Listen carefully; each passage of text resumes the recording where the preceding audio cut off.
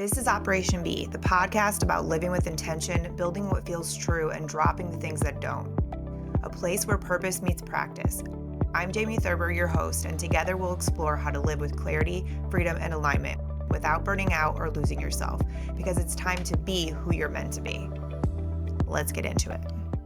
What's up, guys? Welcome back to another episode of Operation B. I am your host, Jamie Thurber, and today we're going to continue talking about things that can assist anyone into shifting their mindset about what is possible for them, shifting their mindset into what could I actually create, shifting their mindset to realizing that a different life is not only possible, but it's buildable through daily shifts. So that's something that we started talking about before we went through the possibility mindset. We talked about unlearning rules that were not really our rules to begin with. And so today I want to talk about one of my favorite topics, actually, is perspective. And so one of the things that I'll tell people when they ask me or when I have hard times and I'm not sure, having a personal brand, let me step back. Having a personal brand or putting your words and your opinions and your thoughts out on the internet is scary. Like it's not always amazing because you're met with ridicule, you're met with a lot of questions, you're met with people, questioning things that come from your heart, which can be really hard. But one of the things I'll say the most when people ask me, why do you do what you do? My answer, and you guys have probably heard me say this before, for those of you who have been here for a while, I believe that something I have a gift at is offering perspective shifts for people that may not otherwise see outside of like their own blinders. And it can be detrimental to someone's growth. It can be detrimental to their heart, to their healing, to our society if people are not willing or able to look outside of their own little bubble, because that's the only way we can really relate to other people. That's the only way we can really grow as partners, as business owners, as human beings, as friends, like all of those, as contributing members of society. So I do say that the majority of what I write, what I record, what I share, what I teach on is I believe that I have a gift for offering a perspective shift, and it's something that I do sometimes 100 times a day. Again, we get caught up similar to when we were talking about the rules. We can get really caught up in what we think we're supposed to do or what someone else told us we were supposed to do or how we needed to follow XYZ rules when that's not always the case. We can get super caught up in that. And so one of the things that that I like to question or like bring to light is like, says who? There's literally a sticker and a t-shirt on my website, homesweetdefiance.com, that says fucking who? ? Because so often we'll be like, well, I have to do it like this. But then when I ask them why or says who, oftentimes people don't have an answer to that question. And so that's where it gives us the opportunity to think a little more, think a little deeper, have that conversation with self so that we can decide to make sure that the decisions that we're making, the way we're showing up, the way we're engaging and interacting with other people really is in alignment with who we are at our core and who we are as people. So the power of a perspective shift is infinite. Like there really is no boundary there. I mean, it can go bad too. It could go the bad direction, but for the sake, obviously, of what our purpose here is, we're not going to go down that rabbit hole. But why perspective is often the key to real change is that, again, we can't change if we're trying to do the same thing every day.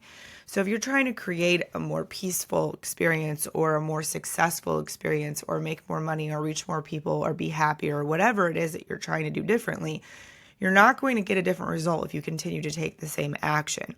So the thing is that you need to realize, even in the small situations, we shift our perspective and we're able to approach the thing, whatever it is, in a different light, with a different attitude. And that's really where change begins and ends, is in the ability to see something differently or want to see something differently. So you're have the courage and you have the curiosity to lean in and ask a question.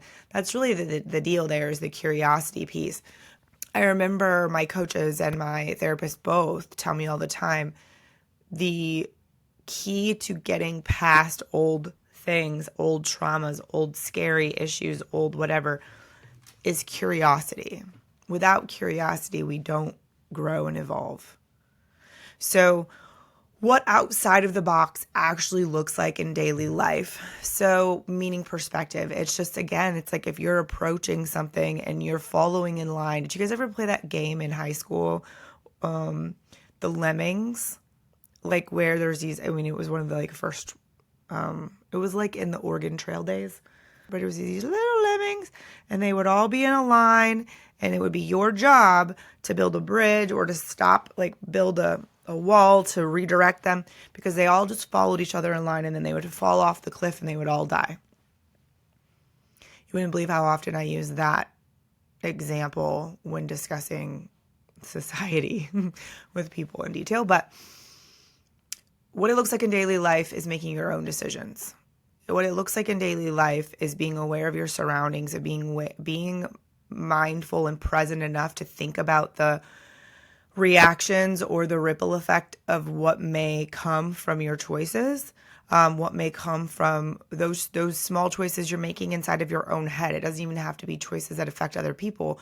There's a ripple effect from every single one of them. For example, there's a ripple effect from hitting snooze, right? So say you hit snooze and that's just what everybody does. Everybody jokes about it. You know, I hit snooze 5 times and blah, blah, blah. Well, if you were to think outside of the everybody box and say, that doesn't make me feel good. What feels good to me is to get up when my alarm goes off. Or what feels good to me is to get up naturally when my body wakes up. Not be like, oh, well, I should sleep more. Or, oh, I should blah, blah, blah. You know, it's like that's a small example. But it's also when you're in a room, say you're in a room and you don't enjoy the way that it's playing out or the way everyone's engaging. It's having the courage to maybe remove yourself from that room because you're like, you know what, this is not productive for me. That doesn't mean you have to have words or say something or make a scene. You can just exit if you want to. You could also decide that you're not going to join in on said thing that other people are, you know, all gathering together to do if it doesn't feel right to you. It's really a matter of being present in your own moments so that you can be mindful enough to make choices that are yours, not other people's. That's really what outside of the box looks like in daily life.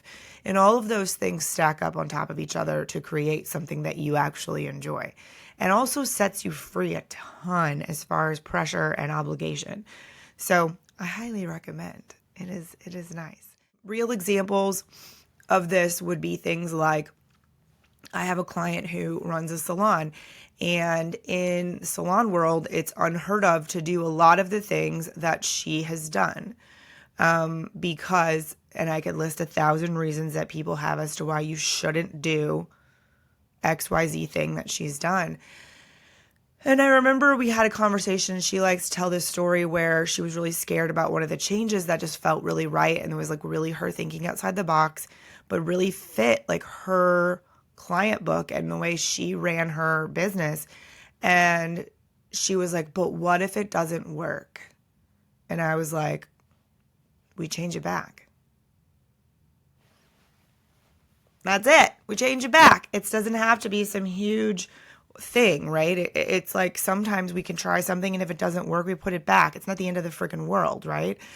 And so in that, she's taken a lot of scary chances that other people in her industry will think are nuts, and they work. Now, what ends up happening is other people follow her lead. Now, does it work for everyone? No. But does it work for some people? Yeah, it sure does. You know, it's the same thing with thinking outside the box or shifting a perspective. Like, the heart and the reason behind it has to make sense. But like for you as an individual and your individual situation. But with that being said, I mean, her being able to make that decision and trust that if it didn't work, we could just shift. That's one of the things, honestly, that COVID, the shutdown during COVID did for all of my clients. None of them went out of business. None of them closed completely, even though they were not deemed, what was the word they used to use, like necessary or whatever it was. What they did was they shifted. So I had hairstylists that were giving online tutorials of how to style your own hair. I had hairstylists that were doing root touch-up matches through FaceTime with their clients and sending them at-home kits that they trusted and knew that would be great, that they could do their own roots if they wanted to. I had clients doing porch drop-offs for makeup and hair supplies and whatever it was. So they were still completely in business. They were teaching online classes. They were doing whatever they could to remain in contact with their community while still generating income, while still being a thought leader in their field. I have my mechanical shops who did a specific process where the clients would drop the vehicles off. There was a key slot. They would put their keys in. They'd sign their document. They would get a phone call. So there was no face-to-face. There was no, risk or whatever, especially at the very beginning when everybody was like really, really scared. But people still needed their vehicles fixed so they could exist, So we just adjusted. Sold a lot of gift cards. I did a lot of free trainings during that time personally because I wanted to offer people peace of mind of what it could be like to work from home, because I had already been doing it for 7 years at that point. So I wanted to be able to give them some perspective on how that could work and help them be set up for success. So those are all real life examples of what it can mean to really be able to use the power of a perspective shift. Absolutely. So one of the things I get asked the most about that is, how do I reframe in real time, like in the moment? And it's really what I just talked about, of really what outside of the box looks like. And it all really will come down to you being able to be present enough in the room, which is something we talk about a lot. Like, how do you create that? Well, you do it with intention. You create that by being in control of your own thoughts, your own actions, and where your time goes. So the majority of people are not present in rooms these days because they're on their phones. They're more connected with what's going on their Instagram feed or on their Snapchat story or their Facebook than they are in the room they're standing in. And they're doing themselves such a massive disservice by doing that. I was recently at a dinner, and it was interesting because it was people, the majority of them were over 45 probably, and still so many people were on their phones. Like, I was shocked. I give my friends shit like that are my age when we go out or we're doing stuff and they're all on their phones, because like Tony and I don't do that. It's something we did early in our relationship. Well, he never has. He hates his phone. It's the source of a lot of constant phone calls for work. But anyway, early in our relationship, I was on my phone a lot, and it caused a lot of fights for us. But when I realized that, like, I didn't want to fight about that, it was stupid, and it wasn't helping me, it was hurting me, keeping me distracted, keeping me comparing myself, keeping me in that loop-de-loop of what's next, or I'm not enough, or what the fuck ever. Your phone is going to be one of your biggest downfalls when it comes to staying present in a room, because what's going on out there does not matter if you're not in the room you're in right now. Meaning, this is the space that you actually have control over and impact, or the ability to influence fast and easy. But what it does is it lightens the load for you personally and professionally when you're able to be in the room, because that's how you're able to practice reframing your thought process in the moment of, well, I have to. And it's like, wait a minute, I don't have to. I'm choosing to. Oh, I got to do it this way because so-and-so said. And it's like, but do I? And sometimes, sure, that is like when the freaking people at the airport tell you have to do XYZ thing that way. Like, you don't get to make that change, right? But when you're grocery shopping or handling your day-to-day life, or how you handle your whatever, you get to choose what works best for you. Here's the kicker. This is the reason why most people don't do this. And this is going to be mean. maybe not, maybe pissing people off. It's because we don't want to think for ourselves. We don't want to think for ourselves, but then we want to bitch about what we don't have, or what we haven't created, or what we haven't received. And that's crap, you guys. Like, that's, come on now. Like, you don't get to complain about what you don't have and then do nothing about it. That's one of my largest pet peeves. Something I will not do is continuously have the same conversation with someone over and over again when they're not doing anything to change the situation. I just won't. There's nothing more draining to me, honestly. So people don't want to shift these things because they don't want to have to do it. They'd rather be led. So here's the deal. If that's your reality, that's fine. Accept it. Be happy with it. It's a choice you're making. You get to make a choice, and that's great. You get to live in a world where you get to make the choice to follow the leader, and that's okay. Sometimes we all have our moments to follow the leader, but you know what I'm saying.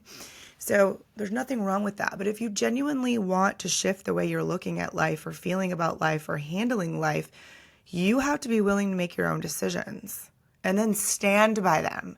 That's the other hard part. Everybody makes these decisions and then they question themselves 1,000 times and it takes away the power of the decision. You need to make the decision and trust yourself. How do we make a decision that we can trust? We be present. We be. Operation B. We bring ourselves into the room. We evaluate what's going on. We lean in with curiosity and find out more before we move. We move based on our own evidence that we've gathered, based on our own gut, on our own health, on our own desires. That's really the perspective shift you're looking for. That is one of the things that will give you I want more lifestyle. How do I get more? Well, here's one of the steps. So an action that you can take from this is try one perspective shift this week.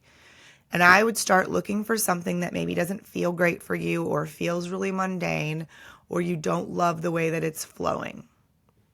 Look for that. And when you find something like that, approach it with, what can I shift my perspective? How can I shift my perspective on this? Maybe it's just the attitude that you have towards it, or maybe it's the way you're doing the thing. So give yourself the opportunity to be curious and play around with it, but that's your action step from this episode is try one perspective swap this week. And I hope it's one that makes you feel a little more free, a little more grounded in who you are, and a little more capable, because you are. We all are. We just have to let ourselves and get out of our own way. As always, you guys, thank you so much for being here and for listening. If you enjoyed this episode, please make sure you give it a thumbs up. If you have not left a review for the show, please make sure you do that wherever you're listening. It helps us a lot. This show is fully funded by me, and I'd love to have it reach more people. That's something that is really, really supportive of our mission. So as always, thanks for being here. I appreciate you, and I will talk to you later. Enjoy the rest of your day. Thank you for listening to Operation B, the podcast. To support this message and to support the show, please make sure that you like, follow, and share wherever you enjoy listening. And be sure to leave us a review on iTunes. That's the way to support this message. Thank you for being here, and see you next time.